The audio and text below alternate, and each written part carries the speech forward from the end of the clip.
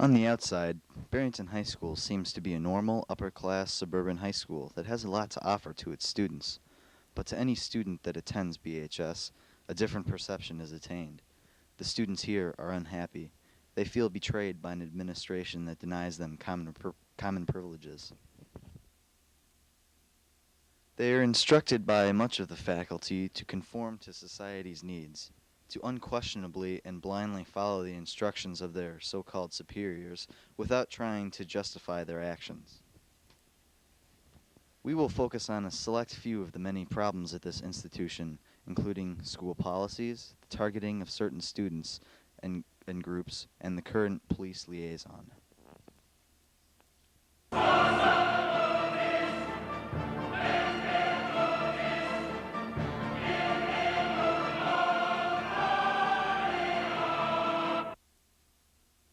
Drugs and alcohol have existed in the lives of human beings since the beginnings of civilization and society. Whether used recreationally or as a religious sacrament, mind-altering substances have played a major role in shaping society, religion, and the modern world as we know it. But shortly after the turn of the century, many people came to the conclusion that moral and social decay was a result of alcohol and drug use among the common populace. The U.S. government decided to outlaw alcohol with the 18th Amendment. The era of prohibition resulted in the creation of alcoholics, increased binge drinking, black market alcohol, many times being dangerously strong, and what we now know as organized crime. After prohibition was repealed, the United States, as well as other major governments, turned their attention toward drugs such as marijuana, cocaine, heroin, and other opiates. Using racist propaganda, lies, and exaggeration, the government brainwashed the public into thinking about these substances in a very bad, one-sided light. More than 50 years later, we find ourselves in an identical predicament.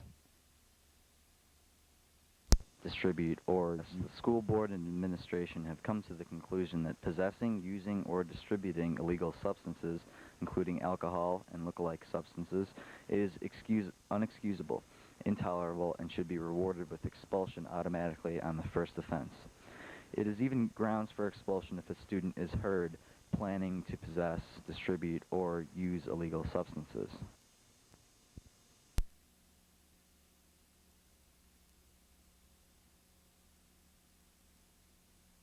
Rewarded with expulsion automatically on the first offense.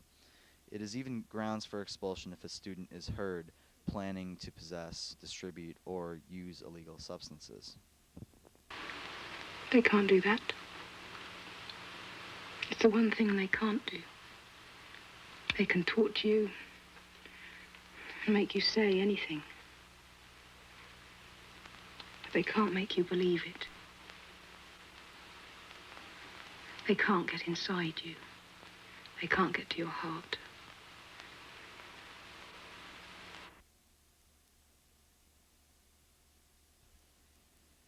The Dean's office explains and justifies this by saying, That's you guys talking about people coming in under the influence or people coming with drug and or drug paraphernalia into the building, because there's two different policies. Well, could you discuss both of those? If a student comes into Barrington High School under the influence, that student is recommended for a 10-day out-of-school suspension. If the student and or parents go through counseling, we will reduce that penalty from a 10-day to a 5-day suspension. Okay. If the student brings in drugs or drug paraphernalia to Barrington High School, it's automatic recommended expulsion for the remainder of the school year, up to 1 year. So if a student does something second semester, they would be recommended for expulsion second semester and the first semester next year. Okay, and after one of those expulsions that you just described, what kind of counseling, if any, does the school district provide to the student? We always provide counseling when a student comes back from a suspension or an expulsion. Usually that's set up with the guidance department, with the guidance counselor and or school psychologist. So Mr. Kraken would be involved with that, as well as the school psychologists and counselors. Okay, does that mean that the student that gets expelled for a year has to wait a year before he can get that counseling? He would not be provided counseling at Barrington High School on an expulsion, right? The parents and that young man or young lady would have to go outside the school district for counseling. But when the student came back to Barrington High School and the parents, the student, and the school deemed additional counseling to be in order, we would then go ahead and do that at no charge to the parents. Okay. Do you think that there are other methods of punishment that could rehabilitate the student without interfering with their education? No, I don't think drugs belong in any school in the state of Illinois, okay? Period. I don't want drugs here. I never have wanted drugs here. I don't think students here want drugs here, okay?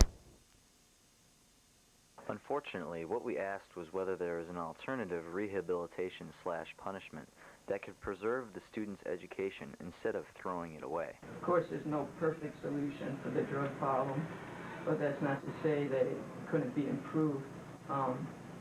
Why doesn't the school treat every incident on an individual basis as far as punishment instead of lumping them all together? Well, we do because, for instance, if it's a special education student, they're bound by different laws. We can recommend expulsion, okay, but if they're a special education student, they still can get a quality education, but just not at Barrington High School. And when we recommend an expulsion, that's all that the administration here at Barrington High School can do is recommend. The Board of Education can overturn at any point in time our recommendation, okay? We take into consideration single families. We take into consideration if someone has lost a loved one or a job or extenuating circumstances. That's all taken into consideration. So things are done on an individual basis, okay? But the bottom line is District 220 does not tolerate any drugs, drug paraphernalia, alcohol at Barrington High School. So depending on the circumstances, there might be a different punishment? Absolutely. Absolutely.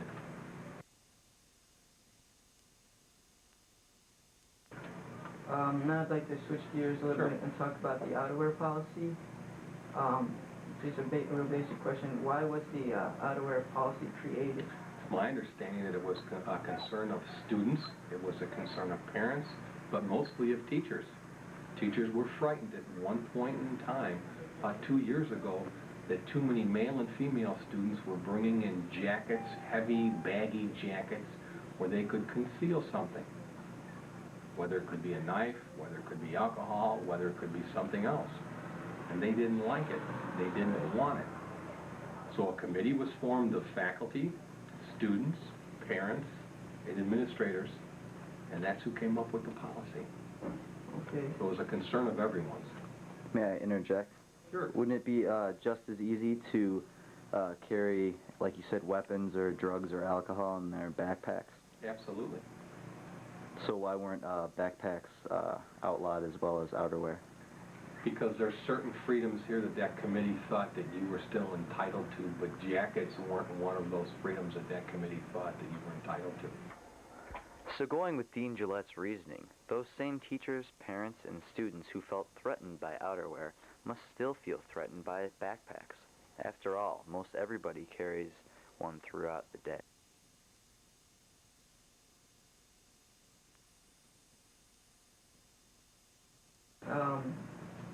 So do you feel that when someone breaks the outerwear policy and there's an infraction, do you think that the penalty is too strict, or do you think it fits the crime?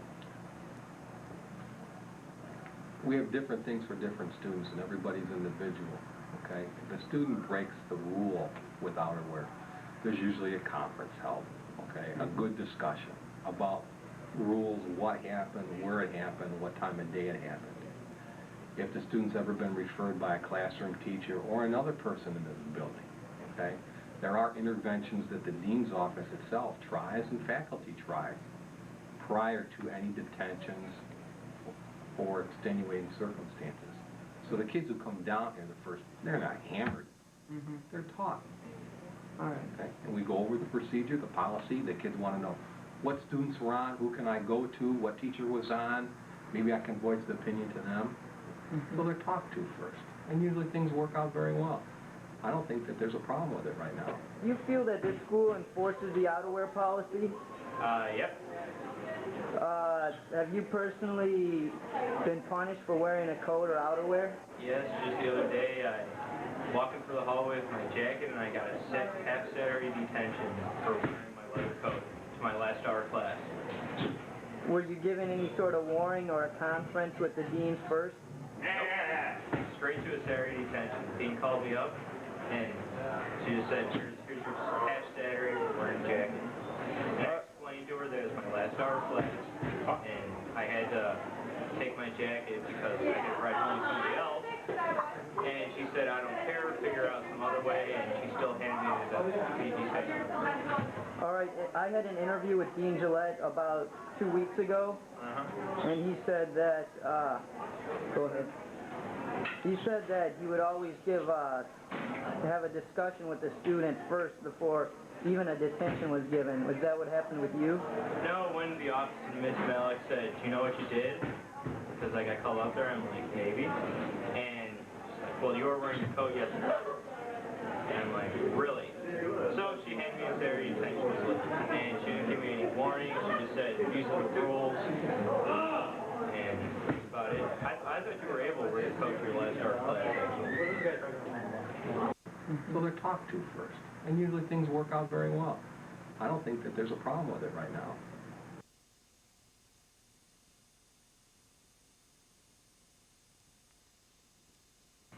I question the products or results of this method of discipline. What do we accomplish by unquestionably expelling students on their first offense? Do the students see the errors of their ways? Do they repent their so-called sins and rejoin straight society? The answer is no. When students are expelled, they are let loose into society with nothing to occupy their time, except possibly drugs and alcohol. Many expelled students also experience an outcast feeling, which also contributes to further drug and alcohol use. In effect, the school's no-tolerance method merely pushes the problem aside for someone else to deal with. That someone is most likely the police, who, unlike the school, get funding for arresting drug and alcohol users, and would be more than happy to lock up another diseased criminal. If the school had any compassion for the welfare of its students, it would try and rehabilitate, counsel, or just plain help them with their drug problem. Granted, repeat offenders who show no interest in changing their ways would be considered for expulsion, but condemning first-time offenders offers no way for students to learn from their mistakes. This does not mean that first-time offenders should go without punishment. The offender should suffer consequences, but by no means should he or she be academically executed.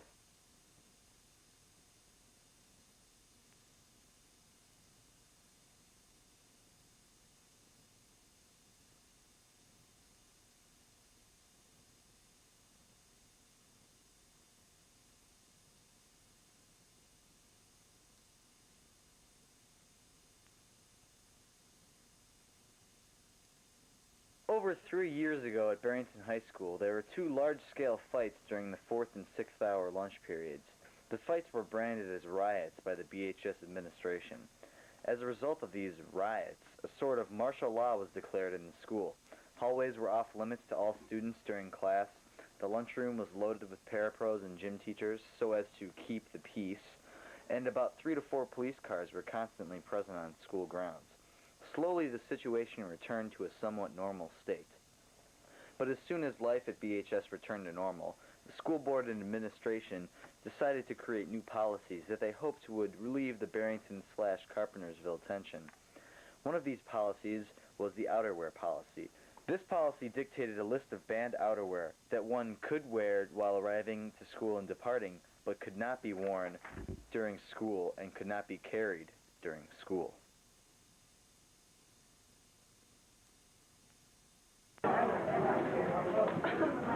Oh, like that. No, it was like I was halfway across. Do you feel that the outerwear policy is enforced at this school? I don't think it is. I think that, I mean, they talk about how they want to, like, lower games related, things like that. The thing is, I've never, like, to me, I'm like, it's so oblivious. I've never seen it really exist in Barrington. Hair codes don't really, I mean, they just don't hold enough respect for how it's actually or something like that. And when you have, like, your deans in the hallway, like, not really caring anyway, it's like you don't care as well. Not it. Thanks a lot. No problem. See you later, Andy. All right. All right, we're doing a project on the outerwear policy. I have to be the guinea pig for this. Yeah, we want to know if you have trouble stopping students from wearing outerwear, and if there's any problems that arise from it. No, I don't think so. All right. Bernie doesn't wear their outerwear. So this is what we're after here. No, don't have a problem with it. Okay. 3 or 4 students insist on wearing their outerwear. And they won't take it off? Right. So what happens if they wear it and they just walk right by you and they don't do anything? If they don't take it off when I ask them, Yeah. well, then they intend to leave. All right. Just like that young lady there. Okay. Okay? Okay. As we see, there is a double standard. For teachers can wear outerwear, but students can't. Does this policy actually accomplish its intention? We think not. The outerwear policy is simply another bad idea made to solve a problem for which there are no easy solutions.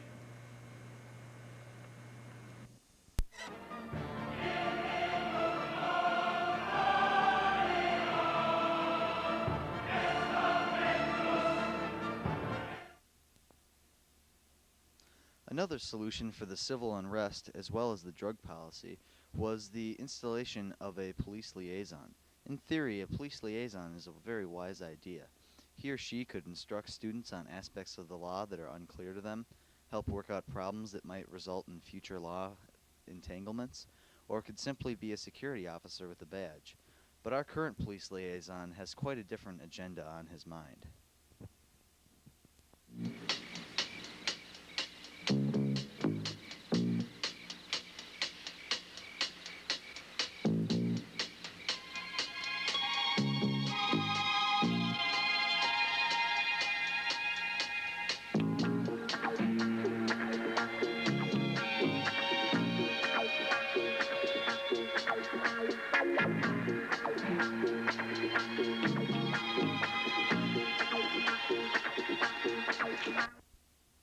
Previously a plainclothes undercover officer, Kevin Croak is known by Barrington teens as a corrupt cop who spends most of his time creeping around Barrington trying to catch kids breaking laws.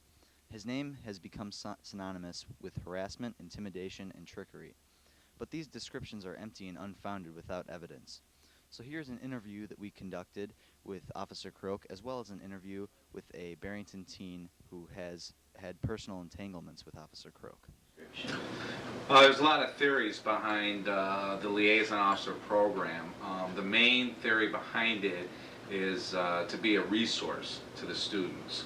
And what that means is that I'm here for your benefit, or the students' benefit, and you're not here for my benefit. In other words, the chief did not give me any marching orders when I came over here, like I want so many arrests, or I want, so many statistics in these areas.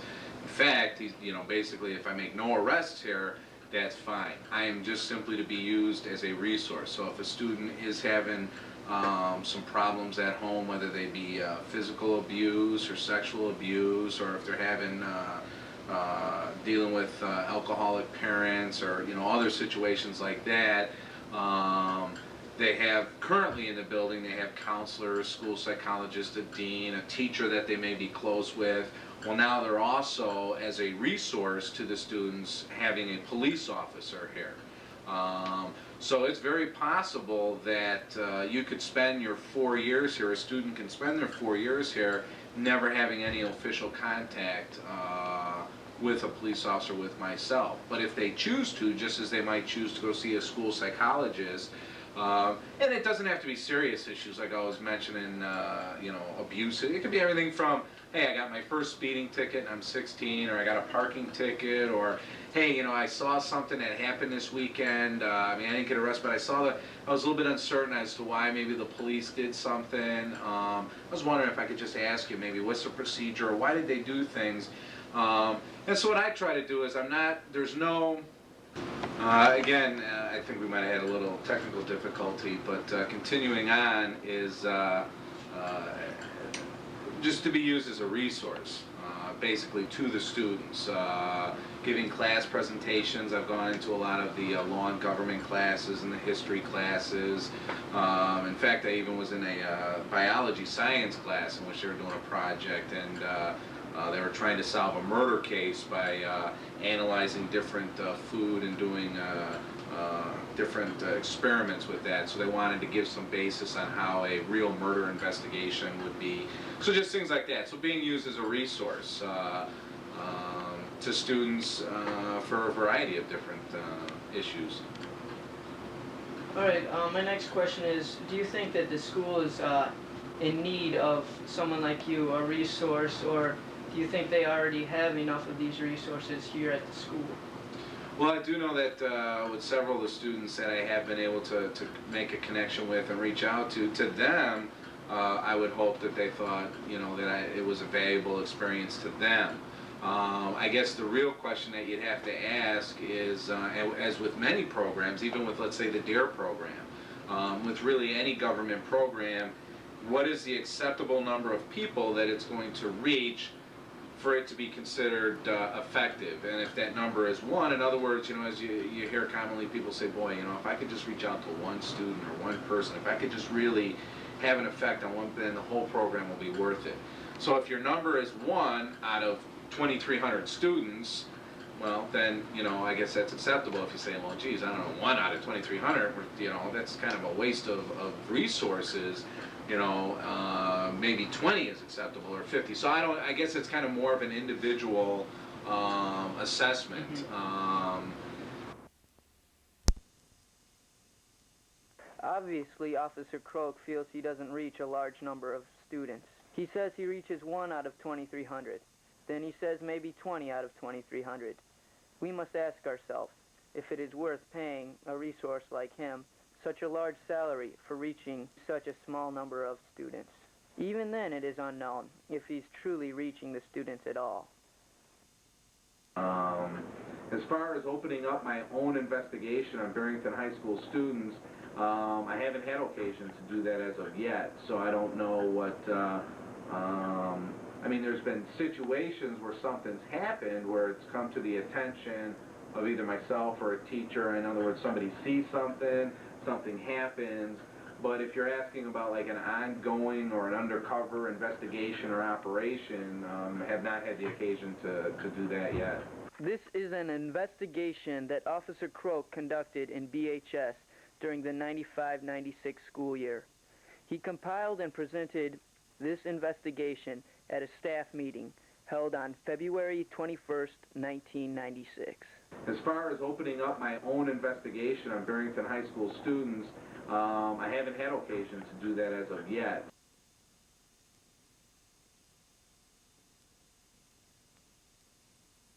Hi, my name is Chris Akerstrom. I'm here to tell you about a little incident that occurred in fall of my senior year, fall of 1995 school year, between me, a friend, Mike Leathers, and I, and Officer Croak. The evening began by us going to the high school football game. Mike Leathers and I, my friend, we didn't want to pay to get into the football game because we were just there to find some friends of ours. So we decided to go sit on the roof of a friend's car and just smoke some cigarettes in the parking lot. Soon after, Mr. Pino and Officer Croak had come up to the vehicle, and there were beer cans scattered all around the vehicle, which were not ours.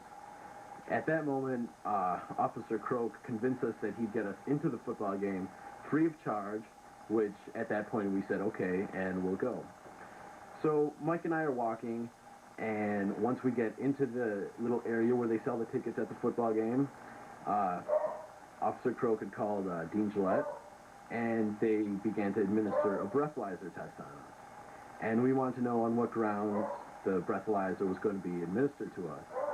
And they said that they had probable cause because there were beer cans scattered around the vehicle, but yet we did not smell of liquor or anything else. So we go in there, and they give us the breathalyzer, and both of us blew .00 first time. They gave it to us again, and Croak was not satisfied with that, so he gave it to us a second time, and Mike and I blew 00 the second time. So at that point, Officer Croak decided that we were stoned, which we had told him that no, we weren't, and that evening we had not smoked any pot. And for my friend Mike, it's impossible for him to smoke marijuana in the first place because of his asthma. So Officer Croak told us, that we're free to go to the football game or anything, but he'd like to phone our parents. And we talked with him for a while, and he decided not to call our parents, but we decided to call them anyway. At which point, Mike and I kind of blew up at Officer Croak, and Officer Croak had told us, quote unquote, and you guys have no idea what's going on about anything. And so Mike and I had a few choice words with him, and conversation was settled at that. And then my parents wanted a meeting with Officer Croak and Dean Gillette. And then Officer Croak had told my mother everything that was said and done, and how he thought we were stoned and whatnot. And they had searched us also. They had confiscated Mike's Zippo and a pack of my cigarettes. And he said that because we acted so cooperatively with the situation, that he was not going to get us in trouble with the cigarettes and the lighter, but he wanted, to know if for fact that we were not doing anything that evening, and we assured him that we weren't. And the moral of the story is, Officer Croak gave us a hard time because we were just sitting in the parking lot on top of a roof of a friend's car, talking and waiting for our friends to come back soon after, and gave us a big hassle for no reason. That's it.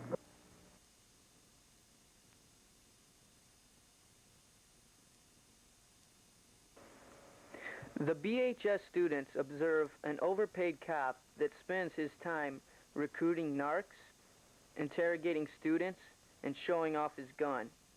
Unfortunately, we may need a police officer in our school, but wouldn't we rather have a decent, moral, upstanding officer that could possibly serve as a role model?